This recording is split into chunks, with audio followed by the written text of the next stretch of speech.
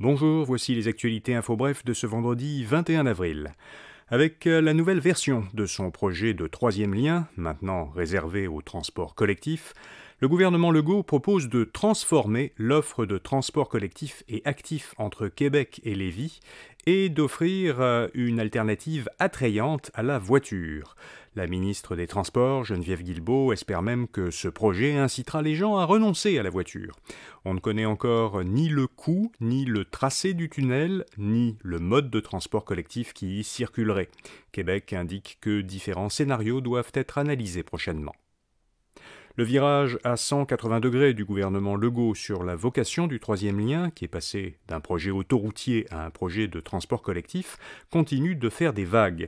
Hier, le ministre de l'Éducation, Bernard Drinville, est sorti de l'Assemblée en plein débat. Il était interrogé par la députée libérale, Marois Risky, sur la hausse des frais pour le midi dans les centres de services scolaires, donc un dossier qui, a priori, n'a rien à voir au départ. Marois Risky reprochait à Bernard Drinville de ne pas assumer ses responsabilités au sujet de cette hausse. Mais en l'interrogeant, elle a fait plusieurs allusions directes au dossier du troisième lien, en soulignant la promesse électorale rompue du gouvernement Legault. Ça n'a pas été du goût de Drinville, qui est député de Lévis et qui avait, le matin même, fait en pleurant ses excuses à ses électeurs concernant le changement de vocation du projet de tunnel.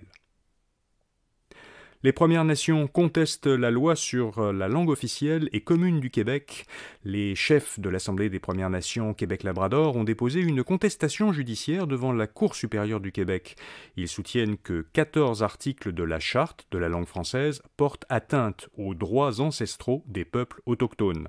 Selon l'APNQL, la loi va à l'encontre des droits à l'autodétermination et à l'autonomie gouvernementale en éducation des Premières Nations. Les chefs affirment que les articles contestés renforcent les disparités en matière d'éducation et nuisent aux efforts de protection des langues ancestrales. Le gouvernement québécois octroie 3,6 millions de dollars sur 5 ans aux producteurs de lait du Québec pour les aider à réduire leurs émissions de méthane, qui contribuent au réchauffement climatique. Cette aide doit permettre aux producteurs de concevoir un outil pour mesurer les émissions des vaches, d'identifier puis d'analyser les meilleures pratiques et de les promouvoir au sein du secteur laitier. Les producteurs de lait du Québec se sont fixés comme objectif de réduire d'environ 15% les émissions de méthane de chaque kilogramme de lait produit. Ils visent même la carboneutralité au plus tard en 2050. Et puis, la fusée Starship de SpaceX a explosé lors de son premier vol. Du haut de ses 120 mètres, la plus grande fusée a décollé et s'est élevée à 30 km, puis elle a explosé. L'objectif de ce vol test sans équipage était de récolter des données pour améliorer les prototypes suivants de la fusée.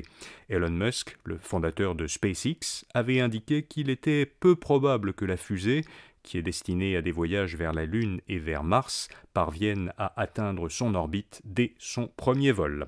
Voilà, vous savez l'essentiel. À lundi matin pour d'autres actualités info bref. Bonne fin de semaine.